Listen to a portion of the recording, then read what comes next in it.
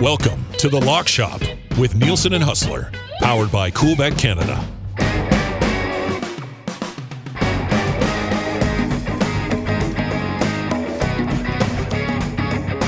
What's going on, everybody? It is 11:02 on a big game day. Oilers and the Winnipeg Jets tonight. You've come to the right place. It's the Lock Shop, based out of Edmonton and Winnipeg. We got lots to get to. MLB futures today. We got to talk about Jonte Porter with the Raptors and the investigation that he's under right now as well. But big day today in Winnipeg, I'm assuming, Huss. What's the buzz like in the city, my man? Well, I think there's a lot of nervous energy around Winnipeg today, Dusty, to be honest. Certainly that's where I'm at. This game is going to entirely determine the mood for the rest of the week of shows, because you've got a show today, of Good Friday, of course, is Friday. So Bad Thursday is the we got Vegas in that night, but yeah, the Oilers have the Kings tonight, Thursday night too, so big games. Yeah, like this game, I think for all of us coming off of that weekend, I mean, it was there's a lot of questions asked about where certainly our team is here in Winnipeg, and I'm sure you were sort of wondering the same thing, and particularly about that game against the Leafs, much like the Jets stunk it up on Saturday against the Islanders. And now you come back home, start a homestand against a very good team that's going to be hungry as well. There's a lot to get into tonight on this one, but overall, it should be a fun one. These teams often have very, very tight, close games. The Jets, I think, would love a tight, close game right now, because that is their blueprint for competing and winning hockey games. There's a reason why they're tied for the lowest goals against in the National Hockey League. They've just got away from it far too often over the past month plus. And if you get away from that against the Edmonton Oilers, you can get embarrassed. Yeah, the Oilers could use a tight game too, like to refocus. They've been getting scored upon lately by both Ottawa and Toronto, so I'm sure they'd like to tighten things up as well. The total in that game is set at 6. I moved it to 6.5 in the little EST parlay. EST parlay, WST parlay. I know the EST parlay is already up. I'm assuming the WST parlay is probably already up as well, Huss. I haven't. I sent it in a little late. I can. I'll check it out just while we're here to see if it's on. I'll get to a couple of nasty chats while you're doing that. Albie 26 is in it. Says, "Let's go, guys. Crush these wins on my 40th birthday. So many options in the D-Gen Den. Happy birthday, buddy. Happy 40th, and hopefully we can deliver some dubs for you on your 40th birthday." And Rod Z's already had me. Says, "Dusty, the Lakers are 9-0 versus the East in their last 9. All right, so good to know. Thanks for passing those along, Rod Z. Is that WSC parlay up, Huss? It sure is. It sure is. Here, I mean, listen, the Jets, a home dog. So we're just sort of, and to be honest, a team that didn't score in their last game, the goals have sort of dried up a little bit since Mark Scheifele went off last Tuesday against the Rangers. But Nikolai Ehlers has been buzzing, and Josh Morrissey seems to play like 30 minutes a night. That's maybe a bit of an exaggeration, but especially against the Edmonton Oilers, he'll be out there a ton tonight. So we're going to go for Ehlers and Morrissey both to record a point, and the Jets to win. That is in at plus 450 for those of you that want to ride with the home team tonight. Yeah, and the road team tonight, we've got one locked and loaded there as well, and it's 7-1 plus 700. McDavid, 2 points or more. Bouchard with a point. Edmonton, Winnipeg under 6.5, and the Oilers to win on that one. Everybody's going to be torn today.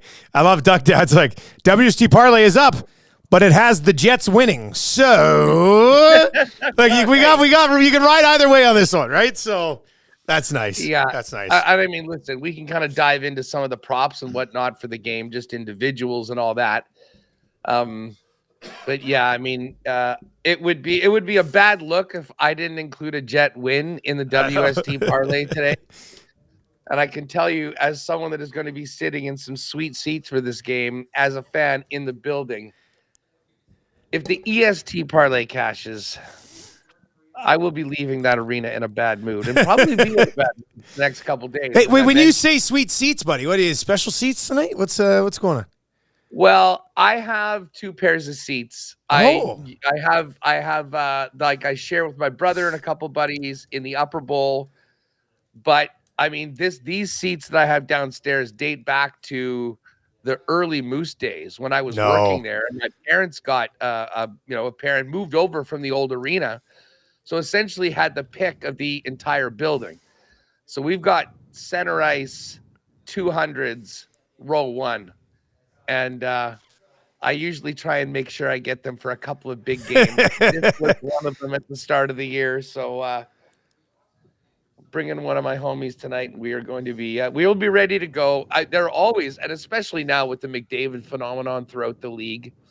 I mean, it's not like a Leaf game or a Hab game, but there will be a ton of Oiler fans in the building tonight, particularly a lot of kids wearing 97s. Yeah. But as I say, hopefully the Jet fans step up, and most importantly, the Jets team steps up, because as I said, it's great to see Rick Bowness back on the bench. Although, and we'll get into this more on WST, I was sort of hoping that they would stick with the lines that Scott O'Neill pivoted to at the end of that Islander game going into the Washington game, was splitting up Kyle Connor and Mark Scheifele, having Ehlers on the Scheifele line. I mean, listen, if Connor and Scheifele have a game, and it's funny, I'll preface this, the big story of the first 50 games or so of the season was how much of a turnaround in a 200-foot game that Mark Scheifele in particular had. Kyle Connor's never going to be confused with the Selke finalists, but they did a much better job at holding their own. They could not have looked worse on Saturday. And if you're looking like that against Connor McDavid, as I said, you're going to get embarrassed. So we'll see whether that changes at all or how they come back. Because I mean, listen, this team does lead the league in regulation wins right now. We can't lose sight of that fact. But it's been a concerning few games, and this is a tough team to be going up against on a need to have it get right game to get yourself feeling better. Although I was just listening to the Merrick show before coming on. I think they said that the Jets are 12-4 head-to-head in their last 16 matchups. I don't know whether that counts the 4-game sweep. I wonder if that must count the playoffs, you would think. But to your point, a heavy dose of the under as well in games, and I'm sure the under's gone. It's been under in both of those 2 games this season. The weird thing is it's been a long time since we've seen these 2 teams play. I mean, I was out there, but that was during CFL season. That was during CFL season. That's right. And it was funny. That was a game where both teams weren't playing particularly well at the time. The Oilers went up 2-0 early. And then, as we've seen the Jets do at times this year, really turned it on, kind of carried the rest of the game, tied it up, and ended up winning it in overtime. And then the game here, I can't remember whether that was before or after the coaching change. But that was a game where the Jets were sort of, holding on to that 1-0 lead, and with less than 5 minutes left, Darnell Nurse snuck one through, that knuckler, and all of a sudden, bang, bang, and the Jets lost in regulation. So a rubber match tonight. We dreamed all season long of a potential playoff matchup between these 2 teams.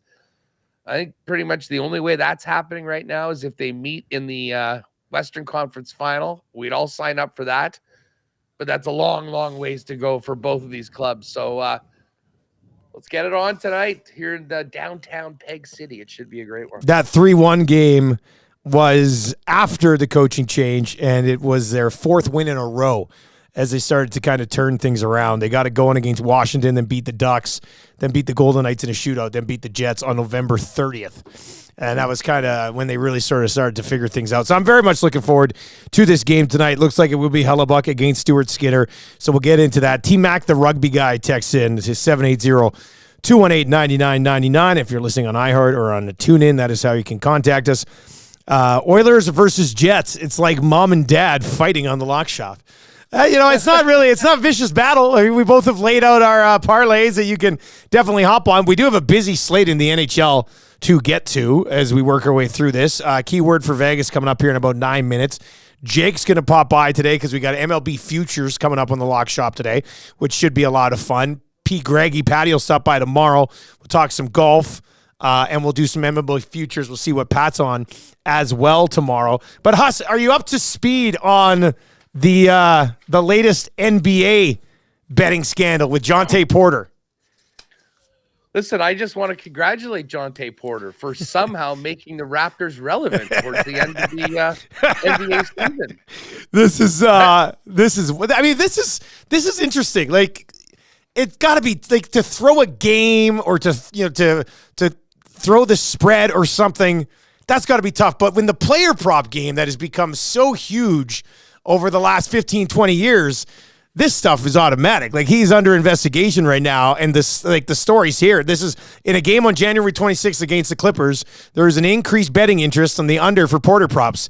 For the night, they were set at 5.5 points, 4.5 rebounds, 1.5 assists. There was also an under for 3-pointers made, which was 0.5. That evening, he played just 4 minutes before leaving the game because of what the Raptors said was an aggravated eye injury from earlier. He hit all of the unders. The next day, DK Sportsbook states that the 3 points under was the biggest money winner for bettors of any of the NBA player props from the night before. So it's like, okay, it seems kind of questionable. That, like, all of a sudden, Porter props are the ones that are hitting the most. Then he played 19 minutes 2 days later, scored 12, 7, and 3. And then on March 20th against the Kings, he played just 3 minutes before exiting again because of the Raptors said was an illness and did not return after attempting just one shot, having 2 rebounds. Sportsbooks had his under set around 7.5 points and 5.5 rebounds. The next day, once again, it was reported in a media release that Porter's prop bets were the number one moneymaker from the night before in the NBA. So that can't just be a coincidence, Huss, unless people are riding on Porter unders all the time and everybody cashed. I mean, it just seems weird to me. I had no idea who this guy was before these reports came out yesterday. I mean, a bit player on one of the worst teams in the NBA with a roster that's flipping over. Listen, I'll tell you what, this is definitely serious, and it's serious for the industry overall. And part of, I think, the argument to legalize sports betting in so many places has been the oversight of this sort of stuff. Like, I'm not sure. And again, player props and the offerings have increased so much to players and to bettors that certainly plays into all of this. But at the same time, from a book standpoint, I mean, they need to be able to, kind of guard themselves against this sort of thing. These are federal crimes. I mean, this isn't just you're in trouble with the league. Yeah. I mean, it's proven. And I mean, I don't know how much of an investigation they'll do, but if it is proven that that he's doing it, he's in big, big trouble outside of just, being banned for life from the NBA or whatever. So I think that they are in the right to, I mean, you have to have this oversight and, it's cautionary tales to people trying to play a fast one. But I think a lot of these guys think, oh, whatever, I'm just going to go and, well, there's so many books, and there's so many guys that nobody would track on this stuff, like that. Nobody would ever really think to look unless something really strange comes up multiple times.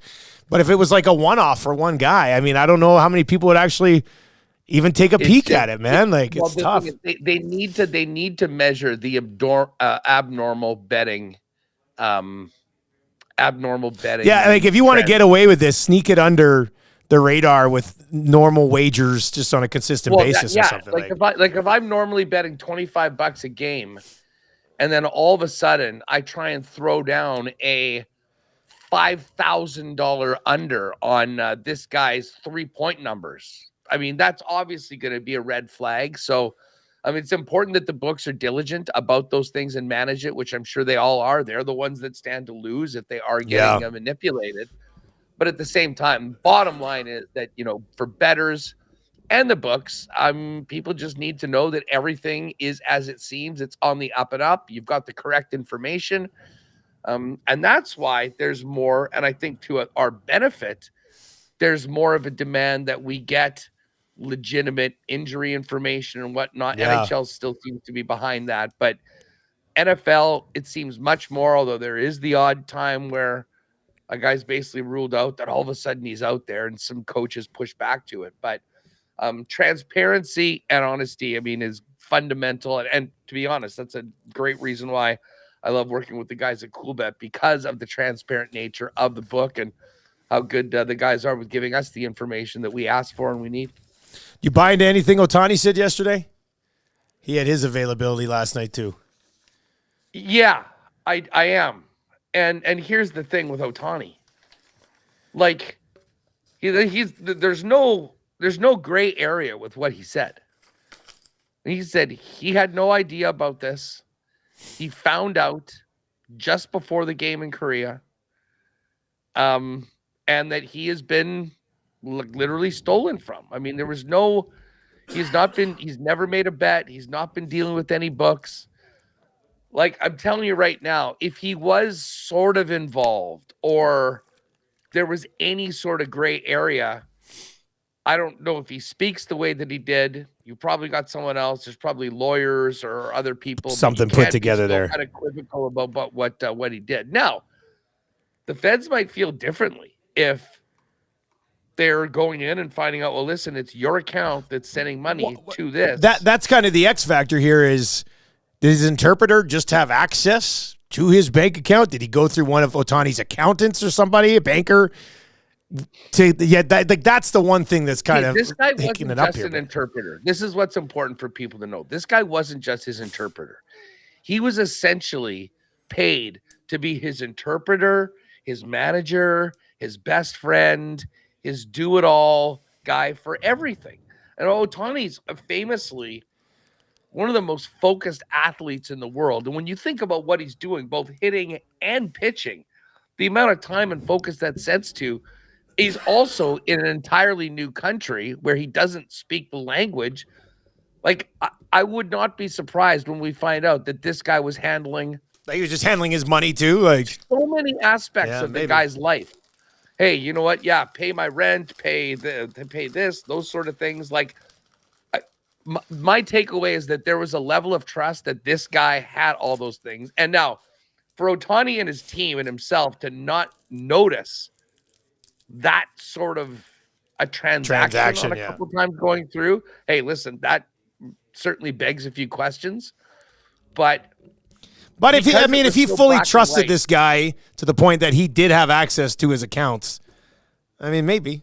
Yeah, maybe he had no idea. I mean, it's important to understand, I think, the cultural nature of, him coming from Japan to the United States, being this, massive star, and now all of a sudden everything that's happening in the United States is in a lot of ways taken care of or worked for him. Now, I don't know how big the rest of Ohtani's team is, if you will. How many of them are in Japan? How many others that might be how many of them might be here in North America?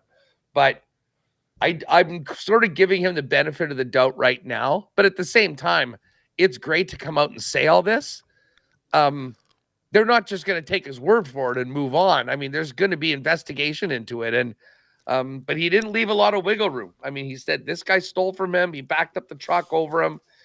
If there's any indication that he was involved, he's going to be in a huge amount of trouble. But at this point, I think I'll err on the side of Ohtani playing, staying a member of the Dodgers, and just being sort of the victim of a pretty unfortunate being the victim basically in all of this. All right, couple of things to get to here. We do have MLB futures coming up. We got to get to this NHL slate. We're going to do that. I'll give you the key word right now for the EST flyaway to Vegas. Then we'll hit our NHL picks. Then we'll bring in Jake to get to these MLB futures today as well. It's the EST flyaway 4 times per day, you'll get the keyword. We've already done it twice today, still to come here right now. And then again on 2 guys and a goalie. You can get in the mix here for a trip to Vegas, 2 nonstop flights, 3 nights accommodations, and tickets for a Cirque show presented by FlyYG and the LVCVA.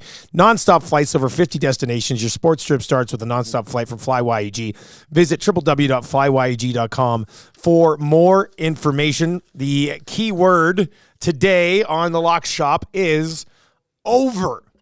As in, we are not expecting an over tonight in the Oilers-Jets game. Or Jonte Porter was not trying to hit his player prop overs.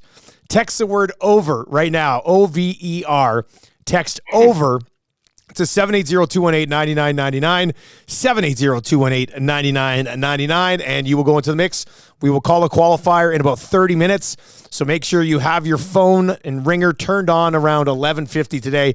You'll get a call from one of the boys here, and we will have our qualifier on the Lock Shop today. Another chance to qualify coming up on 2 guys and a goalie. One more time, your keyword on the Lock Shop today is over, O-V-E-R for the EST Flyway with FlyYEG. Huss, busy slate tonight in the National Hockey League.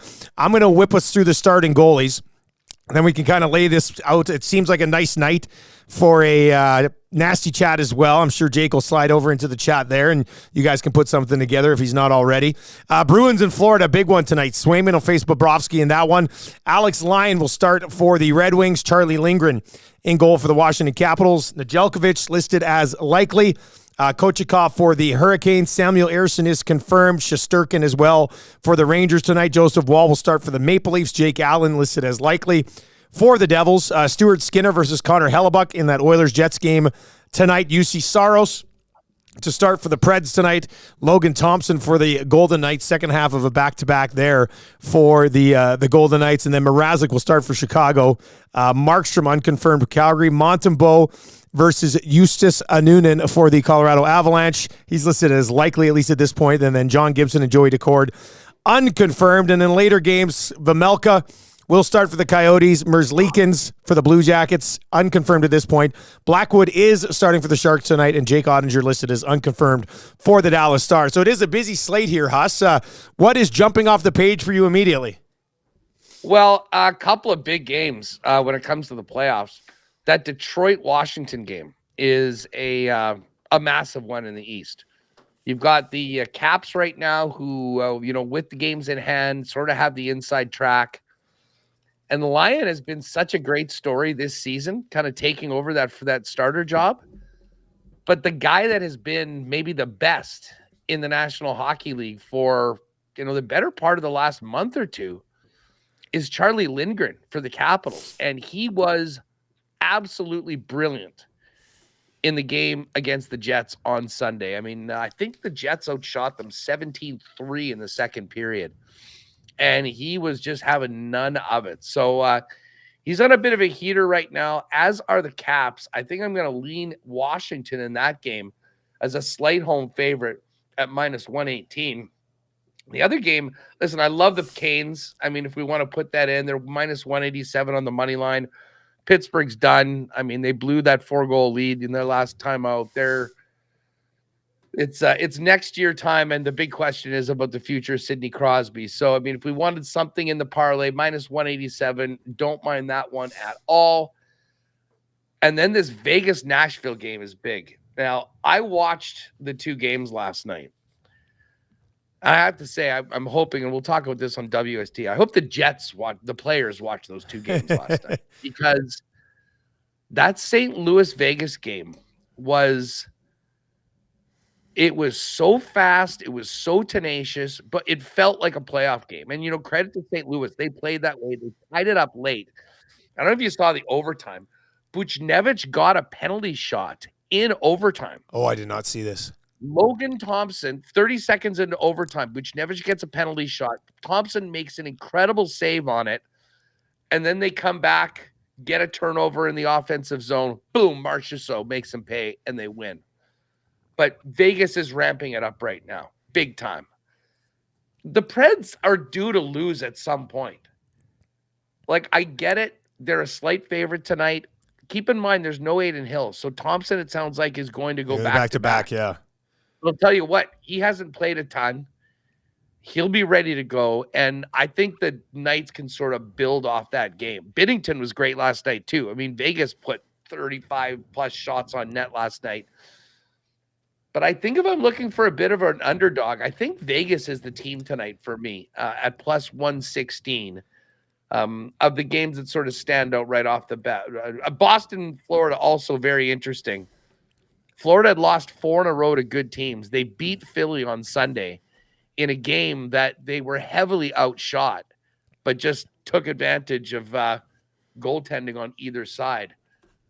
I'm not sure that they're completely back right now. The Bruins being right there, that's a real tough game to call. Anyways, what about you? Well, I was leaning in that Vegas Nashville game. I was leaning towards just moving the total up to 6.5 and taking the under, which is minus 132 on that one between the Golden Knights and the Preds. I got a lot of time if we're looking at a parlay, moving Colorado to 1.5. On the puck line, it's minus 156 as they're home against the Habs tonight. Can't really find another way to get value in there unless you want to dive into some player props tonight as well. I thought this was kind of a little bit of an interesting number. You can get the Rangers in regulation at home tonight against Philly at minus 109, which I think is a pretty good number to get the Rangers at home against a Flyers team that's just trying to hang on here at this point. So I really like the Rangers in regulation tonight at minus 109. I like the under in that Vegas Nashville game if you want to move it up to 6.5. Got the Colorado puck line. I am with you on Carolina at minus 187. And I just take a quick peek here because they screwed us by having to go to overtime a couple of nights ago. Yeah. Regulation, they're minus 114, so it's a huge jump from minus 187. And then you got to be on an OV goal here tonight, I think, as well, if you're looking for player props. Ovechkin to score is plus 131. He scored in 5 straight. He's got 8 in his last 5. He's got 7 in his last 4. You're still getting the market at plus 131. So I like that tonight. I'll probably play that individually. But I think there's a path here towards a parlay because what were you suggesting? Hurricanes. I also like Washington a lot tonight. I'll have your back on that one. I take the Caps and the Canes for sure. Well, if we go with, well, okay, so here, let's just put these back in. Capitals minus 118, Canes minus 187. If we take out the under in the Knights Predators game and go Rangers in reg, Capitals money line, Hurricanes money line, it's plus 444. So that'll be up to 5. If we put Colorado at minus 1.5 instead of the Canes, it's plus 481. I think I like the Canes in regulation more if it's only going to move the number from 444 to 481. Well, Canes in regulation. Yeah, what's that one? Let's see what that is. Minus 118-ish? Minus 114. Okay, so if we go Rangers and Canes in regulation, Caps money line is plus 565. We'll get it to over 6-1. Yeah, okay. Let's you good with that? Yeah. Okay, I'm good with that too. Let's lock that in. One more time. It'll be Canes, Rangers in reg, Washington money line. Jake, well, we can check with Jake. Let's bring in Jake. And Jake, do you have that? Did you get that one for us?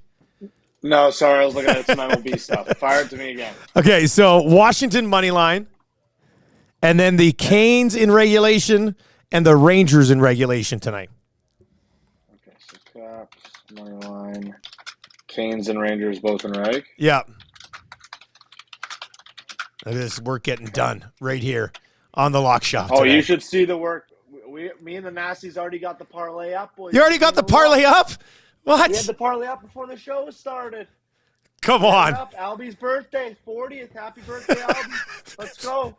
I love Jake sliding in, dropping birthday wishes to Nasties over. The Lock Shop is a show unlike any other. There's something about the betting community, man. It's just like it unites us all. I love that. And we are going to get – yeah, go ahead, Huss. I'm just going to say this is it. Okay. Rantanen to score. I like that. Fox to get a point.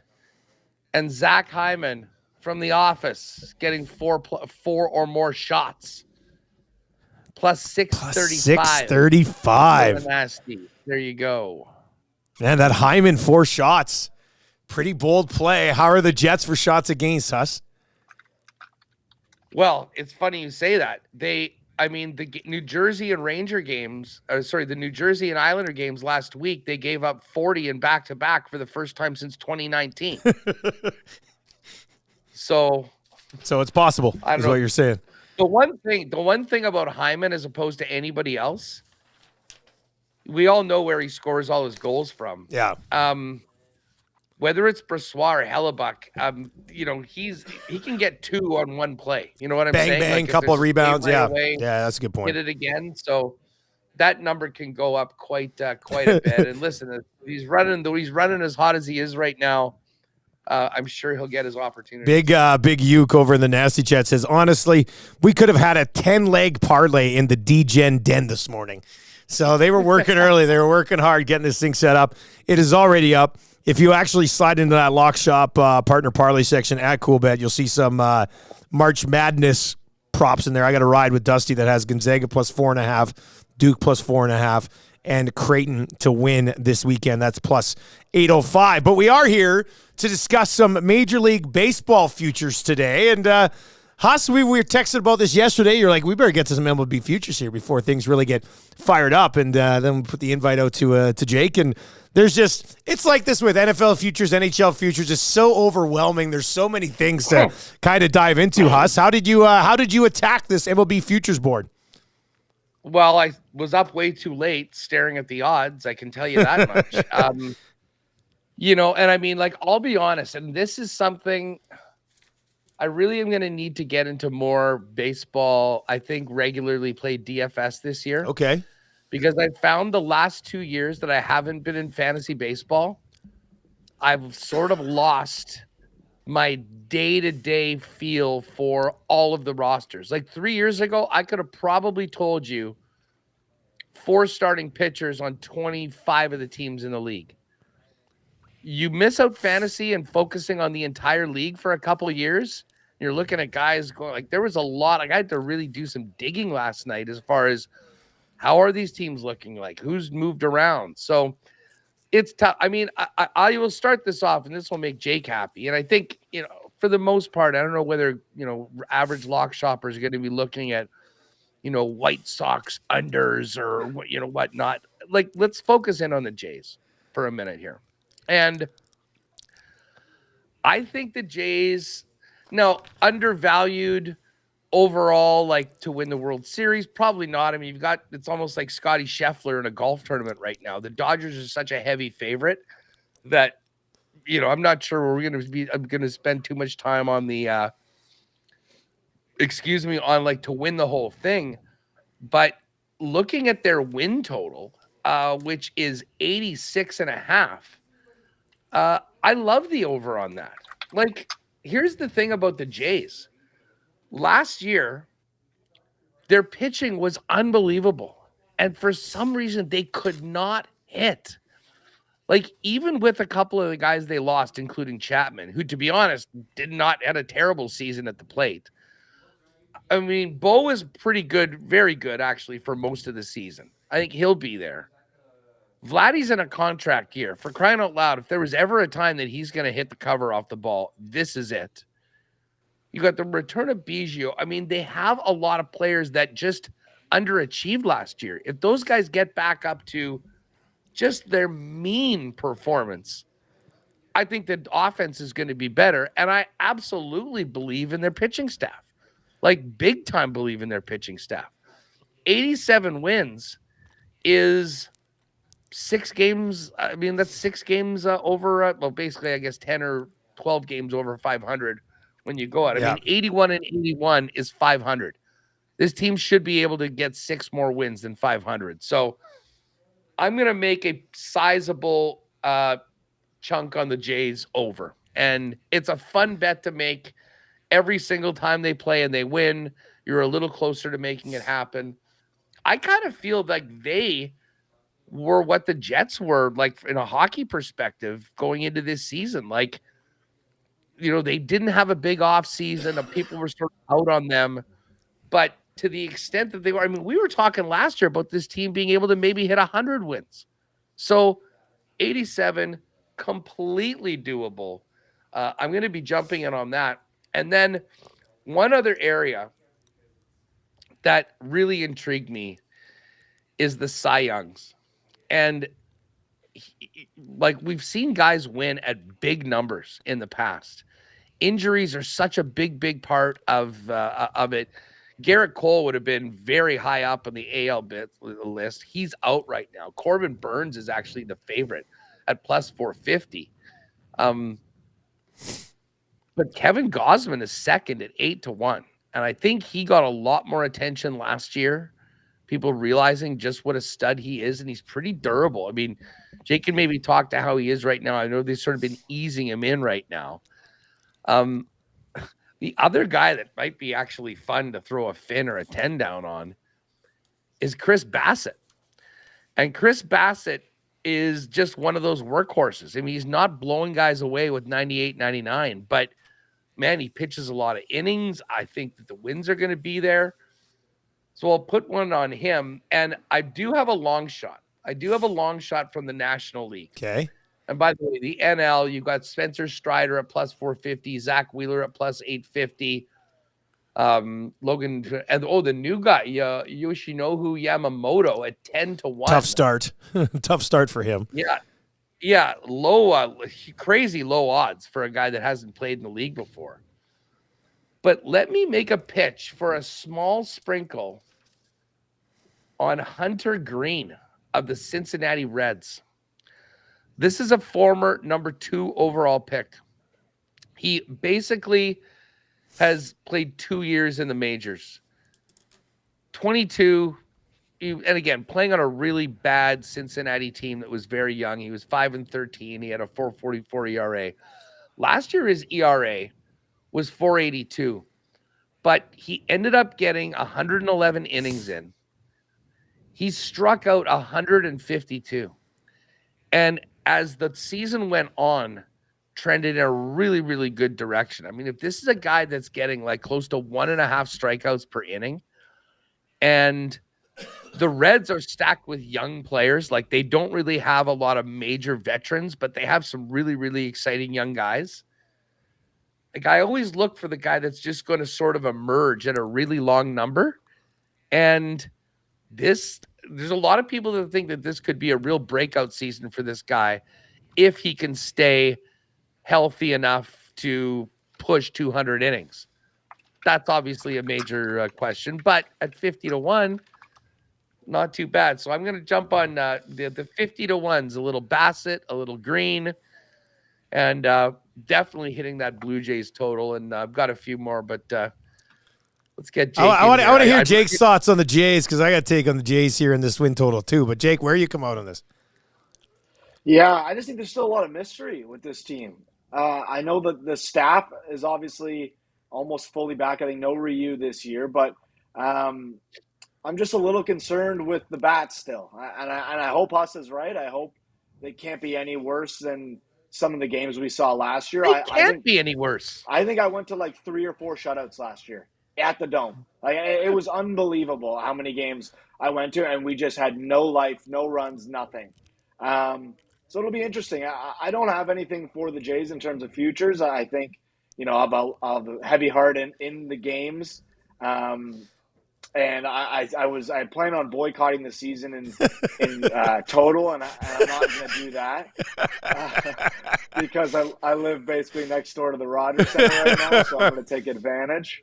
But yeah, no, I'm just a little hesitant. That's what I'll say when it comes to the Jays futures right now. I hope Us is right.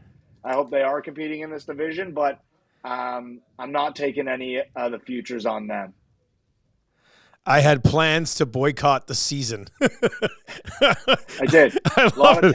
But I live right next to the stadium, so that's too good. Okay, so what do you have? You said you were diving into it a little bit. Is there anything that's jumped off the page for it? Yeah, I'll start with a couple home run totals. I got my eyes on these. Soto, over 36.5, playing with the Yankees this year. Short porch out and right. I think he's going to crush. He's got half a season at Yankee Stadium. He had 35 homers last year, I believe. So, a couple off that total. I don't hate that number at 36.5. Schwarber, 39.5. He's back-to-back season with 40 homers now. He leads off in that Phillies lineup, so he's going to get the at-bats. This guy either walks or hits bombs. It's incredible. Schwarber is so fun to watch. So I got him for 40 bombs. And then a strikeout total. Joe Ryan of the Minnesota Twins set at 186.5. I like him to go over. He had he had the sixth best strikeout per 9 last season. Missed a few starts. If he can play a full season, I think he takes care of business. He was nearly 200 strikeout guy last year. I think he was 197. So I don't mind him up around that 200 number again. So those would be 3 players I'm looking at. I don't know what you like in terms of players, Dustin. Well, I mean, I got J-Rod for the MVP just because of the value that you can get on him right now at Coolbet.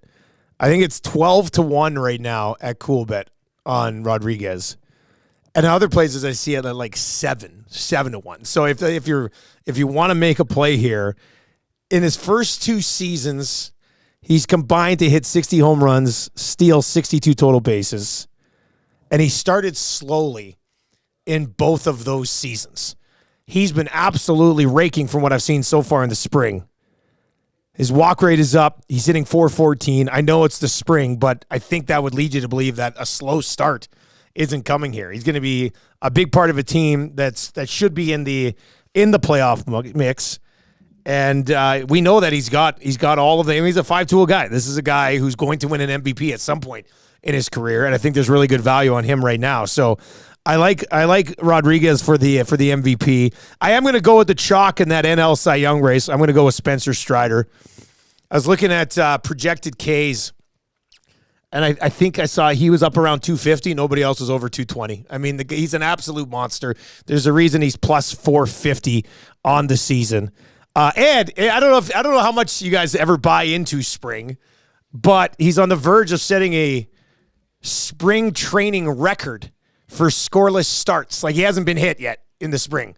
5 starts, 5 scoreless starts. Like, he's been perfect. He's tying Kershaw and Verlander right now. If he does it one more, he'll be the first guy to ever go out and throw 6 scoreless starts in the spring, 29 strikeouts over 18 innings. Like, he's ready to go right from the start. And by all accounts, and this is not knowledge off the top of my head, but I was doing some research on the Cy Young race in the NL, he's added a new curveball this year, which I don't know. I mean, if you're already a guy who's striking out everybody you face, to mix in another curveball, I'm not even sure it's necessary, but that's something there too. So I like him at plus 450. I do like Huss's theory, though, of sprinkling a couple of longer shots for these Cy Youngs as well, right? With injuries, I mean, Strider gets hurt, is completely wide open, and maybe there's somebody who slides in there. So those are the 2 player props that I got. I got a World Series future. I got some win totals. But as far as the Toronto Blue Jays go, and I think I'm probably of the same thought process of Jake, in that this is bitter Blue Jays fan who is disappointed with the offseason,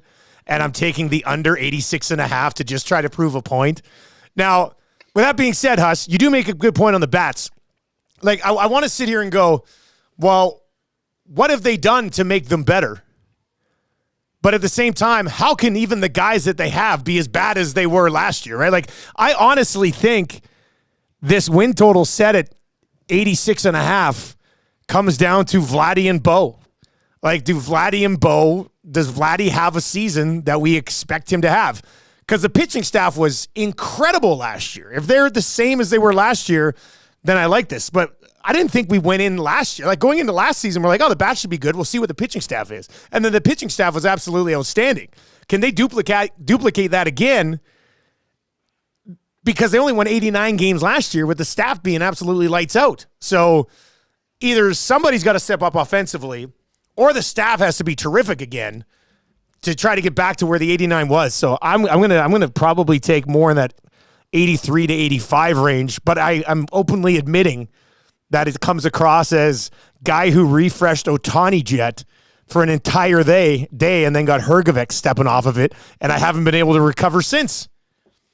But I am worried about their bats. I think you muted us. I think people are a little, and I get it. I mean, it was an underwhelming offseason. But listen, I mean, this team, and I mean, they've added a few guys. Like, is Joey Votto going to be playing? Not yet. Not yet. I don't. Yeah. But like, I mean, will he? Like, they haven't officially signed him to like the 40-man roster yet. I know he was on a minor league deal coming out and getting going. I had Keegan Matheson on last week, and he talked about Votto's basically viewing this as an opportunity to start in the minors and try to work his way up. So that was like last Thursday. What a crazy story. What a crazy story. Yeah. I would love it. He's such a character, man. If he got in there, because the big guys on the opening day roster too, we'll see if he can rake. It's interesting with the bats though, right? Like they didn't do anything like they lost some bats that they could use this year, but the guys who are there have to be better than they were last year. They just have to be, I think. I mean, Vladdy's home run prop is 34.5. If you want to take the under on that one, I'm fine with it. But I would take the over on that one. They've got a bunch of players. Hey, just while we're talking about the Jays, one other bet that I do like is the Orioles at plus 200 to win the AL East. Like the Yankees, speaking of teams that, are just generally overvalued, they always are. Garrett Cole's going to be out for a long period of time. I know they got Soto, but I mean, their win total is 2 more than the Orioles, and yet they're plus 155 to win the division. The Orioles are 2-1, and then you go all the way down to the Jays at plus 450. Although maybe we should just bet the Rays because they seem to somehow pull it off every year with a whole bunch of guys. By the way, another interesting home run prop is Randy Arozarena. His total is 23.5. He's played 150 games the last 3 years and gone 20, 20, and 23. Like, I'm not sure that there's more pop in that bat, to have him, take that next step. And there's always a chance a guy misses a bunch of games. I think the under on a Arozarena. We always talk about this, Dusty, too. If you blindly hit a bunch of unders, you're gonna hit some. Like when it comes to strikeouts, home runs, those sort of things, you could probably end up on the right side of it all. But Jake, just as far as the division goes, I mean, I know you're not high enough on the Jays for them to win it. What do you think about Yankees v Orioles with a 200 sitting there on Baltimore? Yeah, no, I think you're onto something good there. I think the Yankees, similar to the Cowboys, right? They always make that joke, Yankee, Cowboy, Duke fans, like they're always overvalued by the book, whether it's spreads, whether it's money lines, or whether it's to win the division, team win totals. I'd agree with you. I think all Baltimore is where the value's at. They're an amazing young club. We saw how good they were last year, and we have no reason to believe they're not going to get better. I saw Jackson Holiday was mentioned in the chat. He's going to start the league year in the minors, but don't be surprised if he's coming up before long for the Orioles as well. So, yeah, they're going to be a problem. That's the thing with the Blue Jays as well, right? They're in a tough division. You're not playing as many divisional games as they used to, but there's still plenty of games against tough opponents. It's a tough division, yeah. You got to play the Yankees. You got to play the Orioles. The Red Sox always, tend to give us some fits.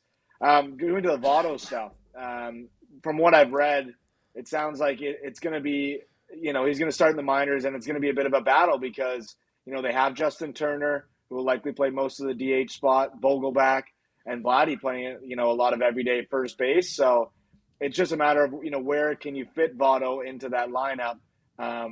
Maybe he's waiting on an injury. Maybe he'll just, play so well in the minors that they're forcing to bring him up. But I think that's kind of he's in limbo right now because of who's on the roster. I think that's the issue. Interesting. That would be an unbelievable story if he could come in. And I'll tell you what, he is a guy, like, he truly is one of the great players in Major League Baseball over the past 2 decades. We have seen guys at 40 years old. I mean, they can still hit. And he'd be a lot of fun. He would be a lot of fun to have on the squad.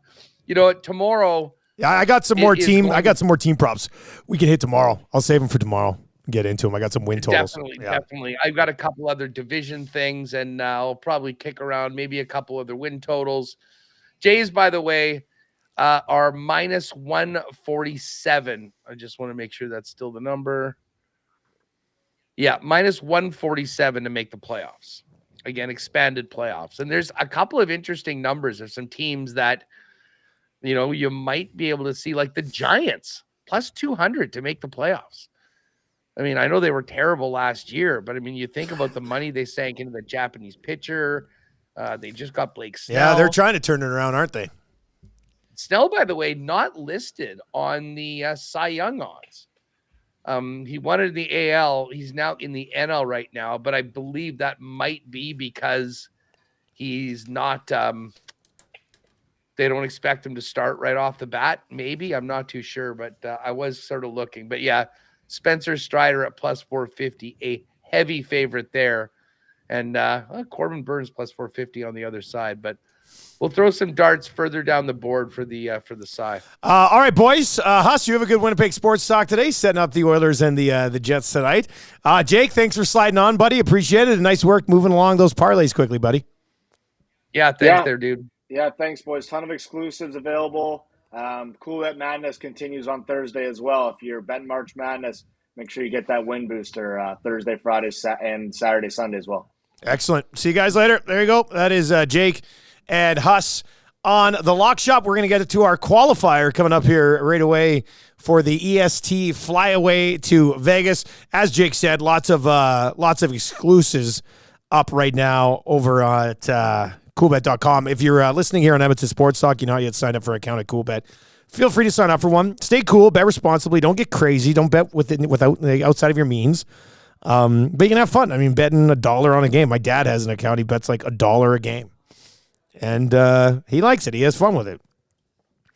Some of the exclusives that they got posted over there. Like we said, the EST and Winnipeg Sports Talk parlays are already up. EST parlay tonight, 7-1. McDavid 2 points. Bouchard with a point. Edmonton and Winnipeg under 6.5 goals. And the Oilers to win tonight. So you're looking at like a 3-2, 4-2 game max. 7-1 there. And the other side of that one tonight for the Winnipeg side of it. I saw somebody in the chat say, hey, guys, I've bet both the EST and the WST parlays, expecting one of them to hit. Ehlers and Morrissey both to record a point, and the Jets to win, plus 450 over there. And the Lock Shop Partner parlay is already up as well. Capitals to win, Carolina and the Rangers both in reg tonight, plus 650 on that number. All right, let's get to our qualifier for the EST flyway to Vegas. Maddie, who do we have qualifying today? Spencer. All right, it's Spencer. Is it Spencer the Ginger? Or is it like Spency 5 Centsy from the Lock? Let's go. Let's go to Spencer. Spencer, congratulations. Thank you very much for joining us, and thank you very much for sliding on in here today. Spencer, congratulations, man. You're one step closer. Thank you. Is this Spencer the Ginger? This is Spency 5 Centsy. Spency 5 Centsy from the Lock Shop slides on in, and he has. I know all the nasties over there. They'll be happy for you, or they'll be jealous, one way or the other. When was the last time you were in Vegas, man? I haven't been to Vegas before. Oh boy! So you would enjoy going and checking out all the sports books, I'm assuming. I think I might have to go to the Sphere and maybe do an edible or two. Oh, okay. Yeah, you could also do that as well, man. Sphere on an edible or two. Who hasn't been there? All right, that's going to do it, man. Good luck, and best of luck in the next step. Thank you. Good luck, too. All right, so there you go. He's got his plans. He's ready to go. Next chance to qualify coming up around 12:40 today on 2 guys and a goalie. And I remember the first time I went to Vegas. It was with Tammy. We were just dating at the time. And I went around to probably 15 or 16 different casinos just to go in and stand in their sports book and get a look at it. And she took a picture of me in front of it because I'm a huge DJ. And that was it. We got back from Vegas. So I was like, let's take a look at the pictures. And it's just me in front of like 16 different sport books. And that's it. Oh, it was a good time. Vegas never disappoints. Next chance to qualify, like I said, around 12:40 today on 2 guys and a goalie. The Edmonton Oilers, Evander Kane back in the lineup. And on the third line, Henrique, a top 6 winger again. What a guy. He's like Superman. He can play various positions. So we'll get into that on 2 guys and a goalie today. That's going to do it for the Lock Shop. Best of luck with all your bets. Thank you very much for joining us here today. Good luck tonight, and we'll talk to you tomorrow on the Lock Shop.